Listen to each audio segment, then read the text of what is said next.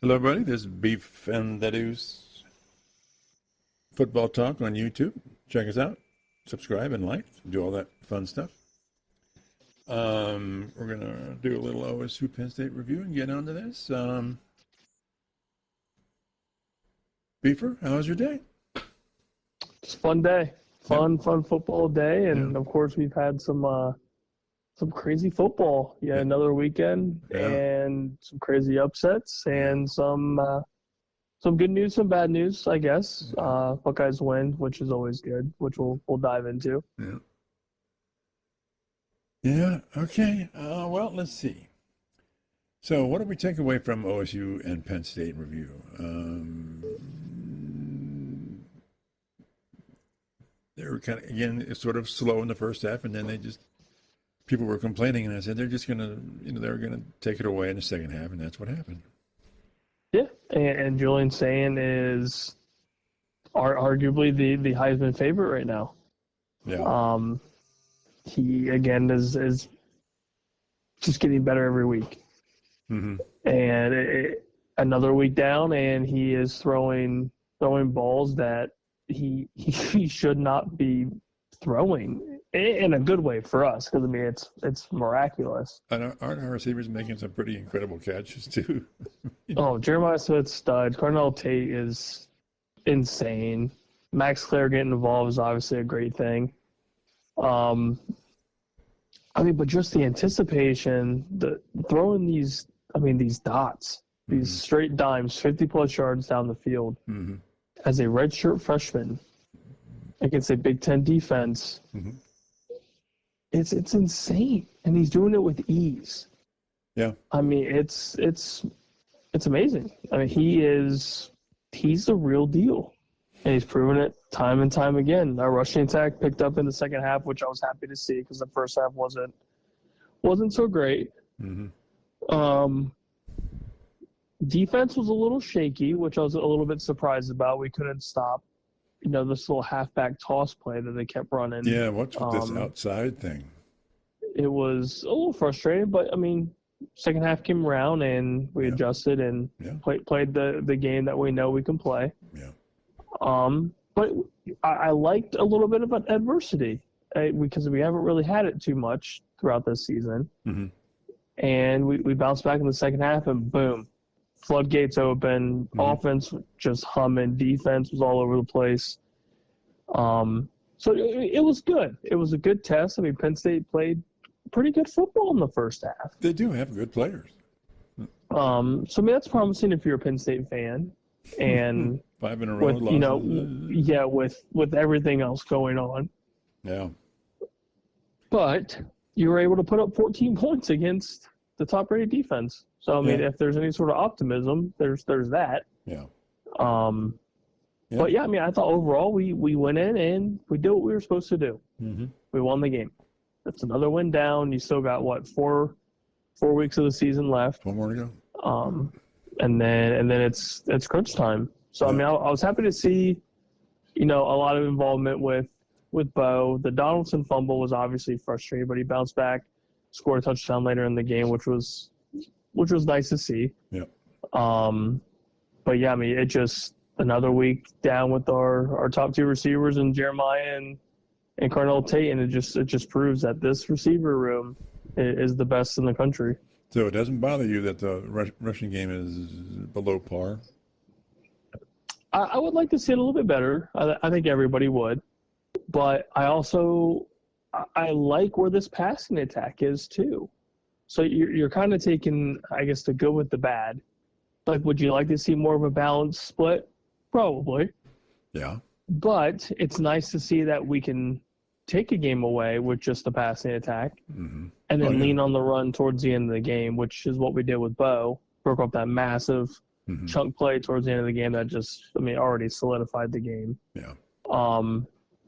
But I don't know. I don't want to, nitpick too hard, because we still had over 100 yards on the ground, 300 plus through the air. Right. But it did take some time. It definitely did. But in turn, Julian Sayin off the bat just threw for what, 40, 50 yards on the first drive. Yeah. Yeah. I mean, and that was with ease. So I mean, I won't nitpick too hard. I think everything will come. And Penn State still has a relatively decent defense. Yeah, yeah. So they had to choose what they were trying to stop, and it looked like initially they were trying to stop the run, which, wasn't really much to stop because we didn't really run the ball too often early. But that passing attack it's top tier. It's hard to go away from it because you want to get Julian settled in early, and then, you see what happens with that. He's throwing for 300 yards, 3 to 4 scores, no turnovers. I mean, it's picture perfect. Now, did the opening drive for Penn State going down the field and scoring, did that bother you at all? Yeah, it made me scratch my head a little bit. I won't lie. I was just kind of, because we've been so used to them being just so dominant early. Right. That was just kind of like, oh, this is kind of strange. But at the same time, they still have a pretty decent backfield. Yeah. And that is their bread and butter, is running the football, controlling the line of scrimmage, and establish that dominance through the rushing attack. And they did that initially. Yeah. And then I'm sure Matt Patricia got into some ass and said, hey, we can't do this. Fix it. And they did. And the Penn State offense kind of stopped a little bit. And then we had that costly turnover that didn't help. That didn't help, but yeah. But I think overall the game wasn't perfect. Nobody's going to say it's perfect, but we did what we were supposed to do. Convincing. And it's convincing when you cover the spread again, which is huge. And I mean, that's all you can really ask for. Especially in a Big Ten matchup. Now you're in November where it's, true Big Ten football. And we move on to next week. Yep. I gotta say that my upset prediction of Cal beating Virginia was, of course, hilariously bad. And Bob, of course, picked Maryland to beat Indiana. And they fired their head coach shortly after the loss on homecoming. So good on Bob. Did they really? They fired head coach for Maryland as Gonzo. Wow, he was like the longest tenured coach in the Big Ten, and they fired him. Yep, and they booted him. So I think he could thank Bob. That's Bob's all on Bob. There you go. Tisk, Bob. Just selfish, I tell you. I tell you, it's all about Bob, no question. Gosh. So, question that I was asking everybody here in the group is, I'm going to assume Michigan is the team we most like to see lose. And assuming that it's Michigan, but if we exclude Michigan, what would be the next team that you would love to see lose most? So, Florida Bob picked Alabama. Decent choice. I don't hate Alabama, but I don't like Alabama. So it's like, yeah, I wouldn't mind seeing them lose. Robert picked Notre Dame. Really? Yeah. Notre Dame. Now Notre Dame might be in my top 5 of teams I'd like to see lose. Maybe. I don't know. Because I thought about Notre Dame, but it wouldn't have been on my top one. Very interesting. I think I like Notre Dame more just with Coach Freeman. Yeah. And everything that he's done here recently. It's just been fun to watch. Yeah, he's fun to like. And then you and I picked Clemson. And if I told Bob or you, I said, I don't like Alabama, but I really despise Clemson. I just love, my sinful heart loves to see them get the crap kicked out of them. I just love seeing Dabo sad. It just brings me so much joy. I don't know why. I can't put a true reason on it, but it makes me smile. It feels good, doesn't it? It just, you've had your time. Okay. You had your Trevor Lawrences, you had your Deshaun Watsons. Now you get to struggle, and it's great. So I love it. Why not Penn State wasn't on either one? Maybe Penn State might break somebody's list, but it did not. Is it because we haven't lost to them in so long it doesn't matter anymore? I think during the Franklin era, I loved watching them lose because I hate Franklin. So post Franklin, I mean, you can't really put too much on Terry Smith. He's trying his best with what he's got. Yeah. So I feel for him. I mean, he's trying to do what he can. But yeah, during the Franklin tenure, it was fun just to continue to watch them lose against top competition because all in all, it was him thinking, we're the best, and the nation thinks they're the best, and it's just, no, you guys stink. Yeah, they had been in my top three. What about like a Texas? I didn't really consider them too much. Neither did I. I think the game would be fun as a whole if Arch does end up being that top tier talent, because you have hype, and those big games that come in throughout the season are more fun to watch because you have another Manning, and then you never know, you might see history one day, and kind of see that Manning name throughout college football again, which is always fun. I have no ill will against Arch, but when it comes to Ohio State, I want them to drop kick you in the throat. Yeah. So who did Tennessee? I can't remember who it was, but Tennessee lost to Oklahoma. Pull out the dub. Yeah. Didn't we predict that one? I think so. Yeah. I think I did. I have to bring up my list. I know my big upset hit for the week, my NC State. You're welcome. That is amazing. What the heck is happening there? You are 100% welcome. I'm a genius. You are a genius. What did you see that nobody else saw? I just saw an offense that can keep up with them, and it's home field advantage. Okay. Because Georgia Tech is very quarterback centralized. Okay. It's all about Mr. King. Right. And he played a phenomenal game. I think he had at least 300 to 400 yards all-purpose, rushing and throwing through the air. But I mean, NC State has nothing else to prove. That's right. I mean, they have nothing to play for. And I mean, this is their Super Bowl. Yeah. You have a top 10 team traveling to your place, and why not go for broke? And they did. And they won, I thought, pretty convincingly, too. I think they won by like 10 plus. Yeah. But yeah, I kind of looked at it, and, throughout the other upsets that happened throughout the week with SMU beating Miami, which to some wasn't the biggest surprise because Miami is just, they're just kind of hanging around. Yeah. I thought the NC State game was just a little more intriguing for me. It was kind of a gut feeling. And I look at the odds, and the odds weren't, terribly massive. So I'm kind of like, like there's something there. So who do you think is going to be in the ACC championship game here? And that's a real big question now, because who I guess who's worth it? Virginia Tech. Well, like Virginia Tech, Georgia Tech. I mean, those are the two at the top right now, aren't they? Yeah, I mean, it's technically speaking. I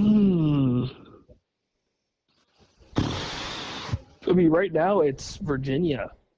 Virginia's at the top. Oh, Virginia. You still got Georgia Tech at the top. Yeah. Pittsburgh still at the top. Louisville, SMU, Duke. They all have one loss. Yeah. Outside, Virginia's undefeated, but Georgia Tech, Pitt, Louisville, SMU, Duke all has one loss. Yeah. It's a mess. It's just a mess. Now, who did Duke beat again? Let's see. Let's pull up Dookies. Was it Clemson? Dookies. They beat Clemson by one. Not really an upset, but I'm glad they won. So. I mean, they put up 46. Yeah. Jeez. I think Robert and Good for them. Even though it's hard to say they're an underdog, Robert and I picked Texas over Vandy. It was a damn good game towards the end. Yeah, they really. Vandy tried their best to come back. Yeah. Okay, so today is our top 10 college football list. We have a guest, a guest lister, Robert, today. He was gracious enough to send me his top 10 list, and you have not seen it, correct? I have not. I know nothing. All right, from the top, OSU. No, No shock there. Yeah, no brainer. Indiana. Texas A&M. Okay, we're 3 for 3. Yeah. Brigham Young at 4. Whoa. Oh, goodness. What's up with that, Robert? This is the fighting Mormons. I know. Maybe it's I love it. What's he seeing here? I mean, I like him, and they're in my top 10. But up to 4? Oh, my goodness. And they're going to have a pretty big game here next week. Going to Texas Tech will be a big top 10 matchup. Yeah. So I guess we'll see how legitimate they are. But if I'm looking ahead, I mean, are they better than Bama, Oregon, Georgia, Oregon, Ole Miss? Yeah. Okay. Well, anyway, I mean, I love it. I love the to stir up the conversation. Yeah, it's great. But goodness, top 5. Okay. Ooh, well, let's keep spicy. I know. Let's keep it rolling on here. Number 5, Oregon. Really? Yeah. No love for Bama, no love for Georgia, huh? Well, it's Alabama and then Georgia. Okay. But I definitely would have had one of those over Oregon. And then at 8, he has Ole Miss. Okay. Which I think is too low, but I'm an Ole Miss guy. Not too much low, but whatever. And then he's got Texas Tech. Okay, Texas Tech. And then he has at 10, he has Georgia Tech. After that loss, Georgia Tech. Talk to me about that one. I would have dropped them. The Georgia Tech was in our top 10 last week, but I would have dropped them out probably. Yeah, I think they're out of the top 10. Interesting. Yeah. Because I think at 10, I think for most people, you probably have Notre Dame. Yeah. I would say Notre Dame creeps into the top 10. Mm-hmm. And then that BYU Texas Tech matchup coming up, they're going to want that in the top 10. So you're probably going to have them 8 and 9, flip them if you want. Mm-hmm. And then, you can't disregard Bama, Georgia, Oregon, and Ole Miss. Mm-hmm. The only team that you could maybe make an argument for to get into that top 10 would probably be the Oklahomas, and if you want to get real frisky, Virginia. That's real frisky, but yeah. But I would say if there's another team that you could maybe argue that 10 to maybe keep Notre Dame out of it, it would be Oklahoma, just with that big win. Yeah. But Notre Dame is playing some damn good football. They struggled a little bit against Boston College over the weekend, but but they won. That Notre Dame team's solid. Yeah. So on Tuesday, it's going to be the first CFP poll, right? Mm-hmm. So, considering that there's going to be 12 in the tournament, who would you throw in as 11 and 12 here? As of right now, it's hard for me to not put, if we're going off just what the AP is currently, my guess would be Oklahoma somewhere in there. Yeah. And I think for that ACC team, it would be Virginia. I think they squeak in just a little bit. I mean, who knows how the season's going to end up towards the end of the month, but yeah. I could also see them throwing Texas in. Yeah. Just with strength of schedule. Yeah, they beat Vandy. Yeah, I mean, as much as I love the NC State upset against Georgia Tech, that's still a pretty loss for them. Right. Just with their strength of schedule currently, it's not very beneficial to them. So it's hard to say if Georgia Tech gets a little bit of love there. If anybody does get love from the ACC, it'll probably be Virginia. But yeah, other than that, I mean, it's probably, Oklahoma, Texas. I would assume those are the bigger names with the tougher schedules. So the schedule, I think, is going to play a factor. You think they'll throw 2 more SEC teams into that? I feel like it'd almost be hard not to. Who would be the fourth Big Ten team they might throw in there? It's getting thin. Getting thin.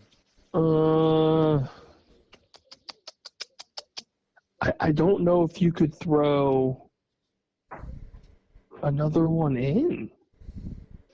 Yeah. Yeah. I don't think so. Yeah. I mean, as much as we would love USC or Michigan, Mm-hmm. I don't know if you could. Yeah. Honestly. Yeah. I think they would have to win. They'd have to win out the rest of their season. Yeah. To even have a chance. Yeah. I mean, they should have beaten Nebraska. USC should have beaten Nebraska. Mm-hmm. But they didn't. Yeah. Now Nebraska's out with their starting quarterback, old Dylan Ravioli's out for the season. Yeah. That's crazy. But yeah, I don't see another Big Ten team right now. I see 3 for sure. But that's about it. Is Washington, I think, had a bye. Is Washington going to creep into the top 25 here somewhere? Top 20, maybe? I mean, I would hope so. Are they just not getting love? They played some decent football. Yeah. Are they just getting disrespected? Maybe. I mean, I think if I looked at the AP right earlier, they finally got Washington in the top 25. They have them at 24. Okay. Yeah. Okay. So they got them at 24 and Cincinnati 25. So yeah, I mean, they're getting the love they deserve now. They're finally in there. Right. But yeah, I mean, if they win out, then it gets a little interesting. Yeah. Maybe you get another 4 teams to squeak in there, but the team's currently pretty solid overall. Yeah. So you think that there are going to be 2 ACC teams in there in the top 12? As of right now, I would say possibly. I could still see the Texas love getting them in over Virginia with strength of schedule being the deciding factor. But it's hard to discredit BYU, who's currently undefeated. Mm-hmm. But yeah, Virginia's the wild card. Like, could they get in? Yeah, maybe. But I could see the love for Texas taking over. But you just bigger wins and tougher schedule. Right. And you're seeing a much longer road to hoe right now with the Georgia Tech loss? Yeah, probably, because their strength of schedule isn't the most ideal for them. Right. They would have to win out, obviously, win the conference to get in. I feel like that's probably their only way. Yep. Yeah, well, if they win the conference, yeah, they're automatically in. Yeah, it'd be a nice little given for them. Yeah. Okay. Anything else on the college board here that we haven't looked at yet? I don't think so. I think we'll know more of an idea of how these teams are looked at come Tuesday. It's going to be a nice little conversation starter come then. So why do you think the Maryland AD's fired? I thought people loved that guy. And it obviously not intimate with the program, but I thought everybody liked him. So from what I've read, it was more of just the embarrassment of being blown out. Which you're playing Indiana. Indiana's a rampage right now. Right. They blow out Nobody gave Maryland a shot outside of anybody named Florida Bob. Yeah. But I mean, I don't understand the purpose of it. They weren't really going anywhere anyways. So just ride out the season and then start over from there. But What do I know? Yeah. It's just more money to pay out, I guess. Mm-hmm. I mean, I don't know.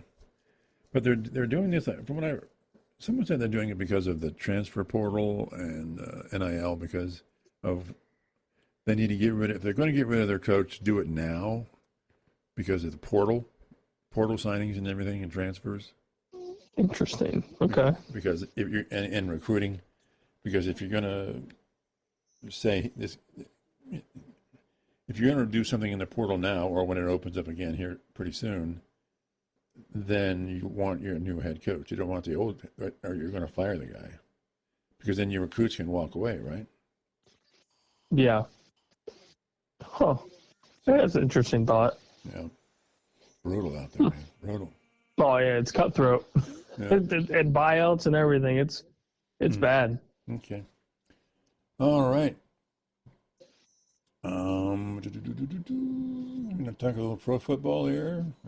Oh, let's talk about it. Okay. speaking of getting fired, early in the week, the Dolphins fired their general manager only. Man who had 20 plus years in the program. They left their head coach intact. I don't understand it especially because the trade deadline's coming up here in a couple of weeks, right, or something. And I think there's like 3 or 4 of their players that are sort of on the bubble for the trade thing, and they're just getting rid of the general manager who normally does those types of things, correct? Give me some thoughts or reasons why they would just fire the general manager. I honestly don't know either. I thought almost for certain they would just wipe everybody out. Yeah. Because this team's an absolute dumpster fire. There's nothing really to play for. And just as a whole, the team's just playing so bad on both sides. Yeah. And I hate to be this guy, but he also just got blown out by the Browns. Yeah. Yeah, well, yeah. I mean, embarrassed by the Browns. Mm-hmm. That's hard to do. And then they come out and beat the Falcons, and there's some sort of life, which is wild. Mm-hmm. But yeah, I'm not entirely too sure why it was just the GM. I know McDaniel has this, offensive mindset. He's a little offensive guru, and maybe that's it. But I don't understand just the one piece. Maybe there's a fear of if we let McDaniel go, he's going to be an OC somewhere where he's just going to thrive. And maybe that's the case. I wouldn't want to face him if he's the OC. Could it also be just another one of those payouts? I don't want to pay out the coach right now, but I can easily fire the general manager. Possibly. Financially, that makes a lot of sense. Yeah. But I also think there is a offensive tie to that kind of idea, I guess, of, we want to keep him around because of this offensive mind. Because the offense, when they play well, the offense looks good. Right. Well. But they can't really do much when it's completely one-sided. Yeah. When their defense is just getting gashed, and I mean, it doesn't help that Tyreek Hill's out for the year, so Jalen Waddle is your 1, and then your 2 is just kind of up in the air. You've got a premier rushing attack or a premier rushing or running back, but outside of that, there just really isn't anything for him. And you also play in the AFC, which isn't easy at all. Right.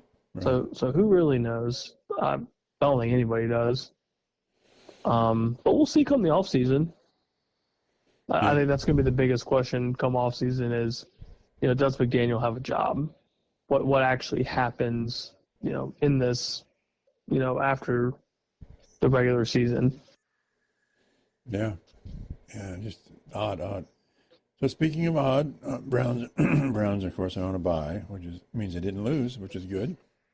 It's always good. It's positive. It's a positive note, but if I was a diehard Bengals fan, I'd be just throwing it in. 42 points, Flacco's totally on fire. They didn't get 50 yards of rushing, I think, something like that. So it's all his arm. They still score 42 points. They had the lead in the last, I think, 30 seconds of the game. Yep. And they lost the game.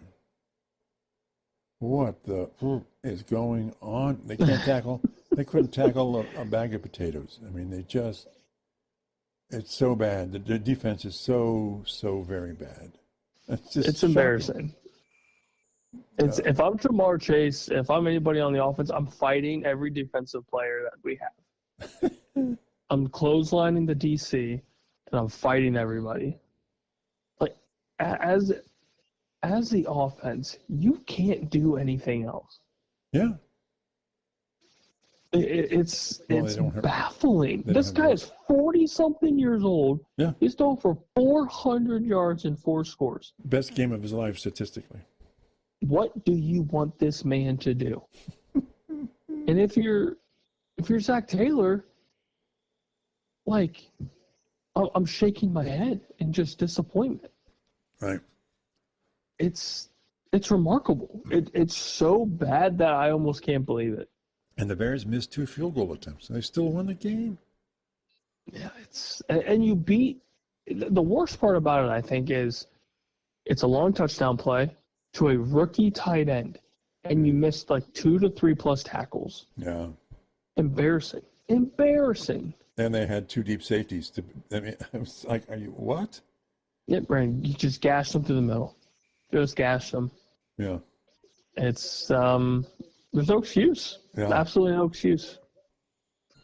And you can't blame anybody else but the defense. You truly can't. Yeah. Yeah. I mean, one of Joe Flacco's interceptions was the last second Hail Mary, so that doesn't really count. I mean, it counts, but that happens a lot. So if you're Joe Burrow, do you come back? Is it going to matter? Yeah, I don't know. I don't think it does because this defense is just so unbelievably bad. So do you think he'll sit out the rest of the year just because he can? I almost on purpose might. Like, I know he wants to come back. He wants to play. Right. And the North is, technically up for grabs still. But is it worth it? Yeah. Yeah. That's my big question for, the rest of the season. Like, if you're Joey B, do you rush back to this? And it's been this way for his entire career there. Mm-hmm. Granted, he's been hurt every other season. Yeah. Because he can't stay on his feet. But now you paid your premier players all this money. Yeah. Now you have nothing to show for it. Yeah. You have no defense, obviously. None. You've got less than Swiss cheese. I don't even know what you would call that. I mean, it's embarrassing. Just truly embarrassing. Mm-hmm. Yeah, I know. It leaves you stunned. You're just. Now, so is Hendrickson injured too? Is that why he's not playing? Mm-hmm. Yeah, he's banged up. The secondary is just. Well, how does Burrow justify not coming back? Because I just don't want to come back, I'm ouchy. My toe hurts. Okay. My toe still hurts. I don't know. Make up an excuse at this point. Yeah. I don't even know. My rehab's not going well. I don't know. So, what do you think the management's going to buy into that, or? I mean, what more can you ask Joe Flacco to do, though? I mean, okay, why take him out? At this rate. He's giving you a phenomenal chance to win every game. And he's making the Cincinnati fans fall in love with him already. Yeah. Hey, yeah. I mean, it's Browns are. I don't understand. I don't understand your Brownies. I don't understand the Bengals defense. I'm in utter confusion. Yeah. So talk to me about, Robert and I were predicting the Steelers winning the game, and you were poo-pooed it, you laughed, you joked, you said, Talk to me about that game. I'm eating my words. Definitely eating my words here. But I'm truly impressed with this Pittsburgh defense. They've been getting gashed. I mean, there's no other way to put it. They've been getting destroyed. Yeah. Through the ground, through the air. And they made Daniel Jones look like – they made the entire Colts offense look like frauds. Yeah. Just completely fake. They forced five turnovers from Daniel Jones. 2 fumbles, 2 or 3 picks, something like that. Brutal. Absolutely brutal. Aaron Rodgers didn't play that great of a game, which I don't think he really needed to. It was a lot of short field chances, just some ugly football. Right. Which again, that is AFC North football to a T. Do you think he's performing better than expected for the Steelers right now? I would honestly say that they expected what they're getting, which is, just basic football. I mean, he's had some good games. I think he's had 1 or 2 games of, 3 or 4 plus scores through the air. Yeah. Which that is very, very typical Aaron Rodgers. Yeah. But they're protecting him for the most part. Right, I mean, right. he's going to get sacks, but the O-line is holding up. Yeah. and he's able to move around the pocket just a little bit, do what he's been doing his entire career, but he's never not going to throw a pretty football. I mean, he's still throwing dimes. Similar to Flacco. You give Flacco time, he's going to hit the open receiver. God, he threw some great balls today. So amazing. And of course, but that's all they need. Just give him time, and Aaron Rodgers will win you a football game. Yeah, yeah. I mean, he's a first ballot Hall of Famer for a reason. There's no doubt about it. Yeah. But yeah, I mean, the Steelers played another game. Colts still had somewhat of a chance to come back towards the end, but that's a hell of a win for the Steelers and a very hot Colts team. Yeah. Yeah.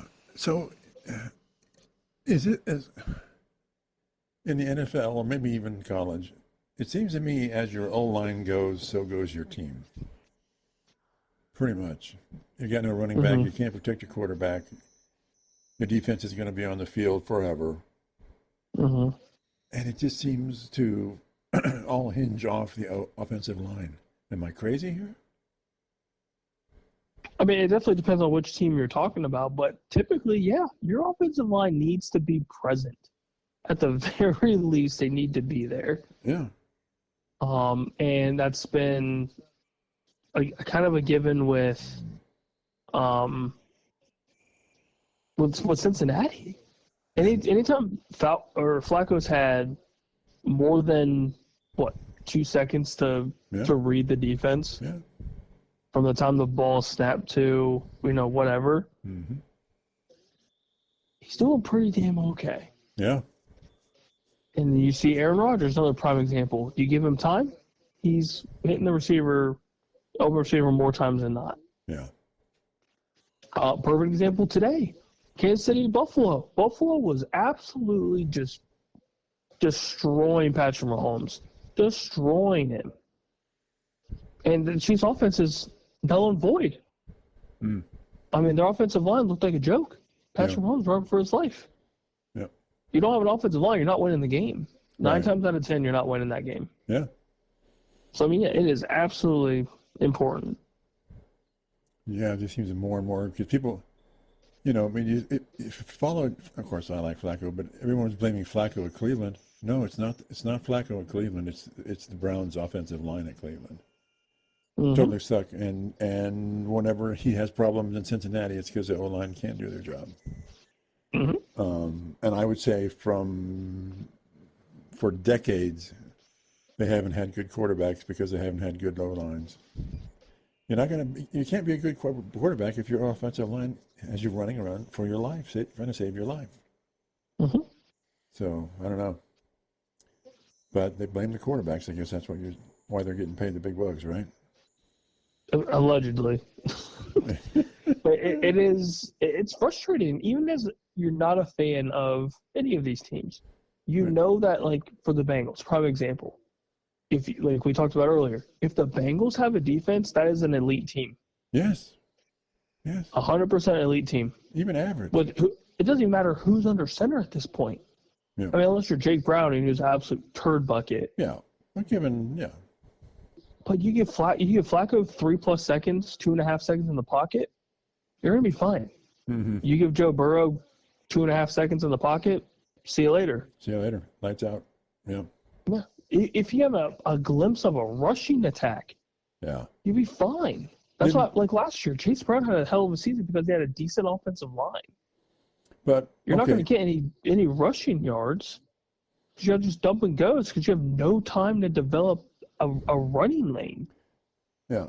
So how do you explain the lack of running game today for the Bengals? They just don't have it, period. So Joe has to throw 40, 50 times. Yeah, basically, there's no running lanes. I think Chase Brown had 39 yards on the ground. Yeah. But had 14 targets as a running back. Yeah. That's just dump and goes. Here you go, man. Take this. Run. Because your offensive line is just garbage. And the fact that, like, Chicago's front seven, they're not that good. They've been getting gashed on the ground all season. Yeah. This should have been a golden ticket for 100+ yards for Chase Brown. or Samaje Perine. Doesn't matter who. I mean, they should have a combined 100 yards on the ground at that rate. Yeah. But no, offensive line's atrocious. And Joe Flacco's 40-plus years old, slinging the rock 50 times. He might need a new arm. Yeah. Well, he can probably afford one, but yeah. I mean, it's baffling. Truly, truly baffling. I think that's probably the best way to put it. Yeah, astounding. So what's up with your Cowboys here? Where do you want to start? Well, I mean, Dak's playing better. It's like they're more relevant. It's not just a dumpster fire anymore, is it? The defense is. The offenses look great. I'm impressed with the offense. Javonte Williams has been a nice surprise, I think, for a lot of us fans. We didn't really expect that to happen. Because me personally, I wanted to keep Rico, and we didn't keep Rico. Now Rico's doing his thing in Carolina still. But Javonte Williams has played great football. George Pickens is a nice wide receiver too. He was a great receiver one when CD was down, which is what we needed. Yeah.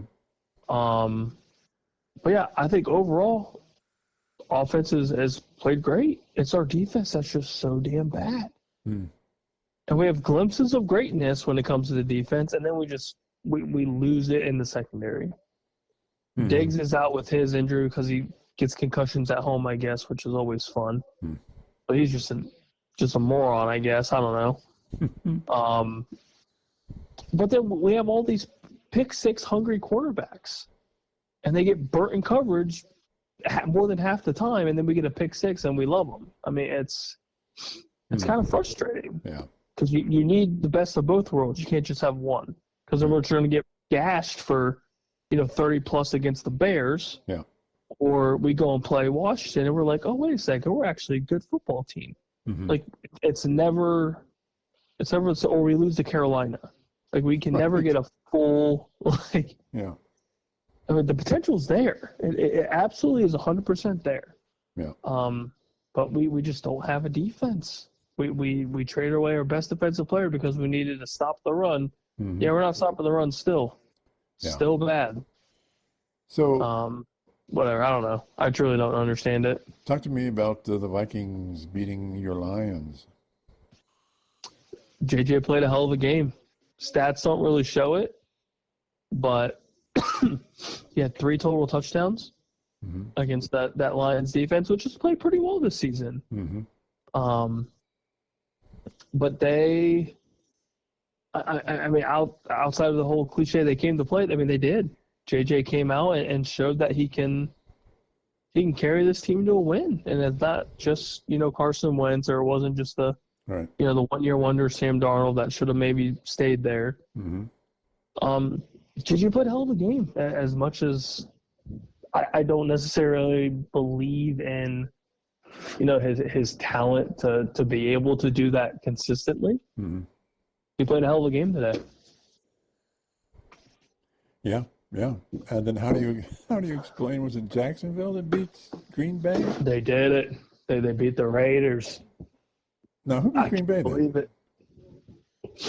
Who beat Green Bay? Didn't Green Bay lose to somebody? Carolina beat Green Bay. Carolina, right. I don't understand that. Yeah. Just don't. I mean, Rico's just the real deal for them. They want to establish the run, and once they do, it's not all on Bryce Young's shoulders.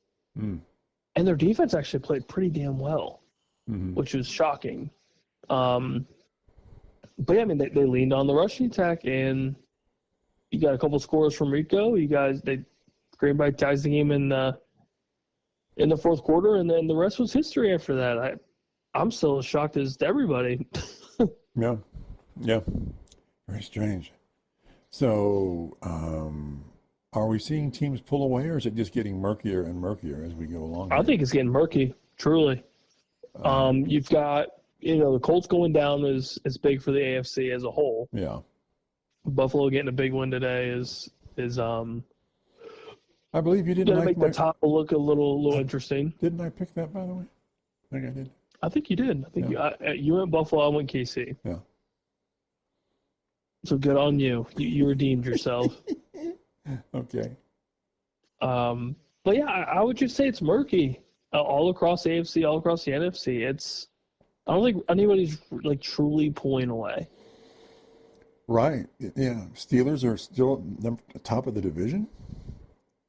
Right? Who would have thunk that? Honestly, Yeah. I don't think the Steelers it. would have. I don't think the Steelers would have thought that. No, probably not.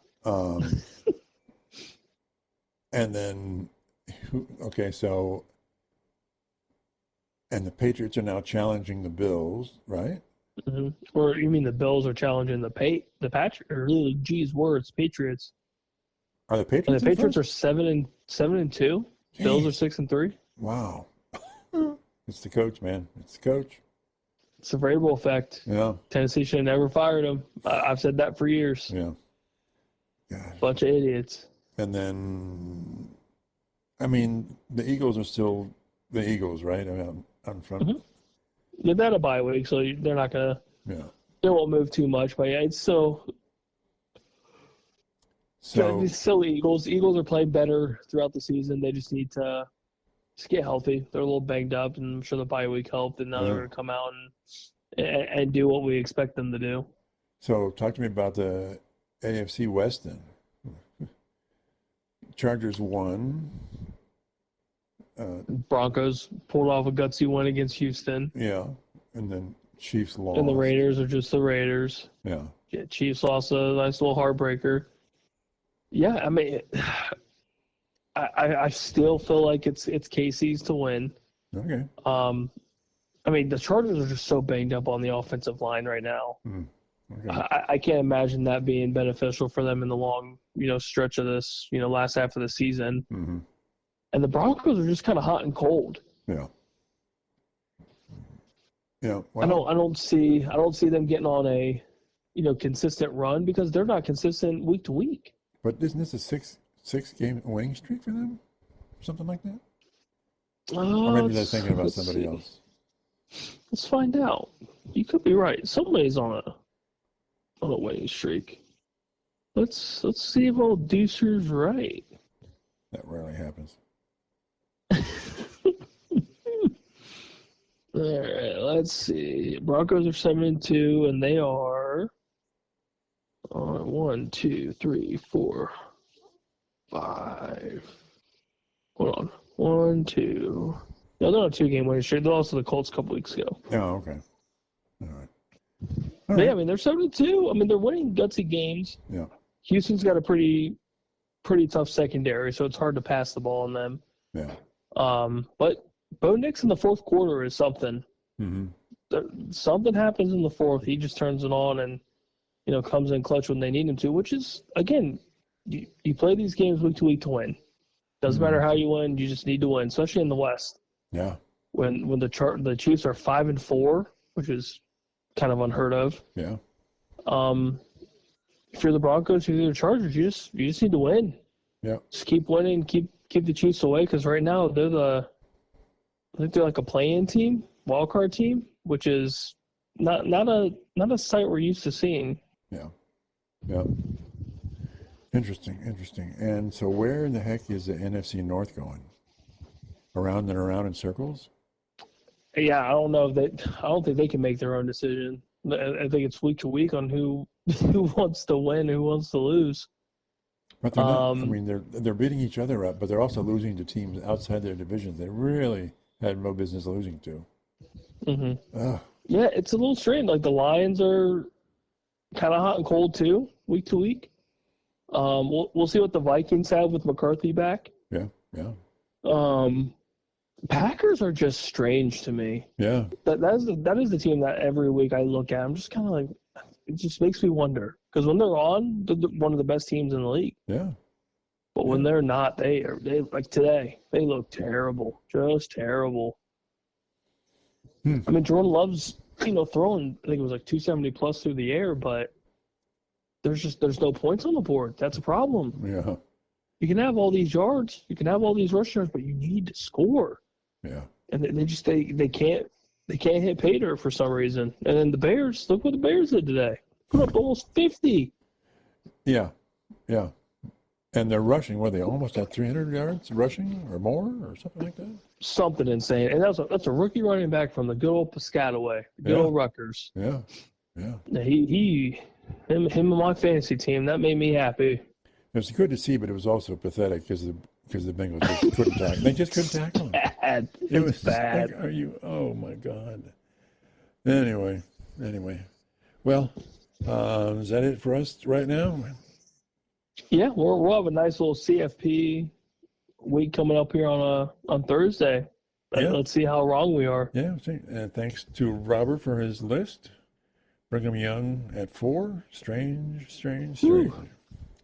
But well, I'm sure we'll Shocking. talk about that later on. All right. Talk to everybody later. Bye.